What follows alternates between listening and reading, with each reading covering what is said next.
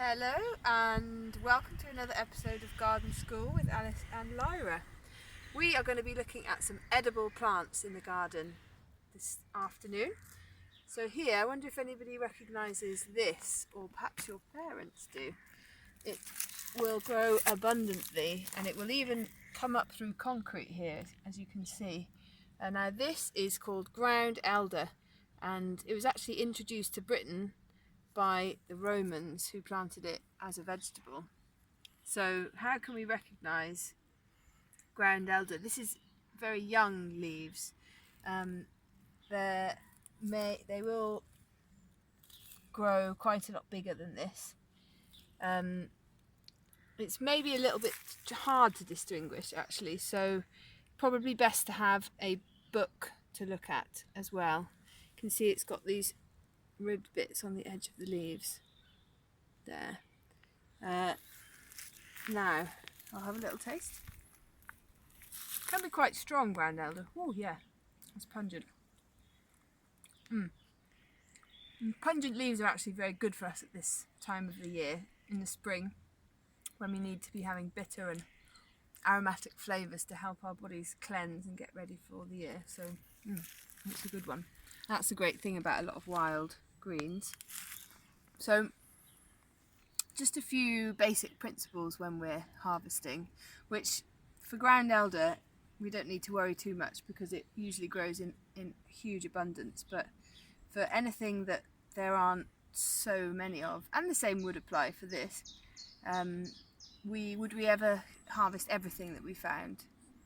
No, because we need to leave the rest for the plant to maintain its roots and grow for the next year. Maybe if they're flowers, we need to leave it for the bees and the pollinators and the insects. So it's always just about taking what we need and never more than a third really of what's with the plant.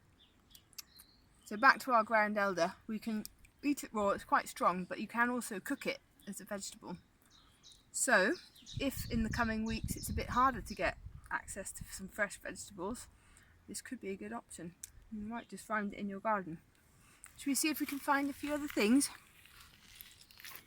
Yeah, now all these plants we're going to see today, you might find them in a garden, but you might be able to also find them on the edge of a local park or just in little green spaces. They're very, very common plants.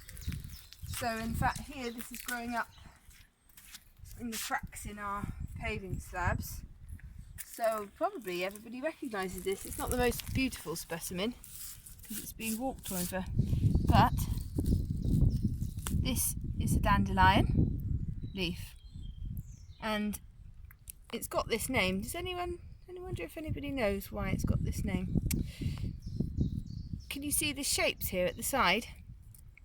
These, so it actually comes from a French word which is diente. Well, that's a Spanish accent, but a French word, but it means teeth, and it's teeth of the lion.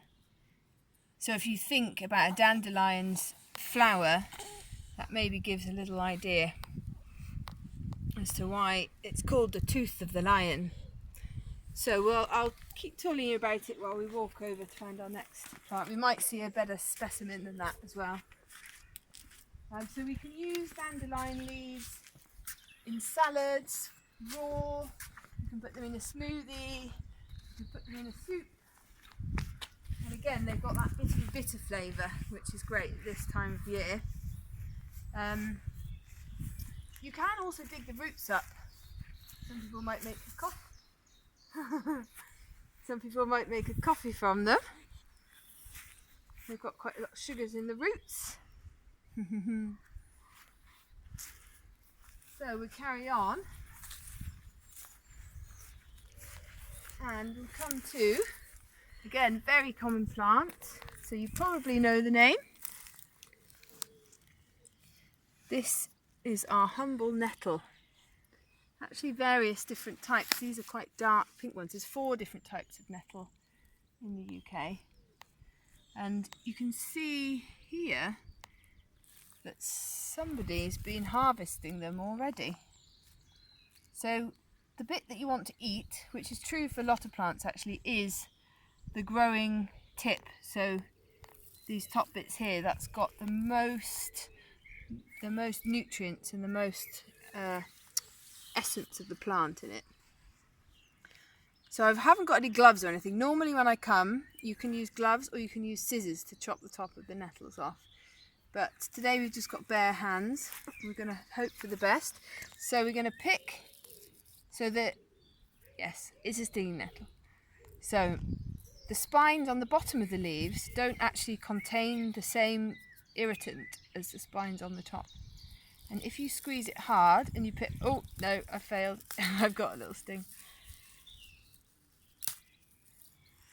This time of year they're really potent, so yeah, you might get a sting. So you don't have to try this, but you can.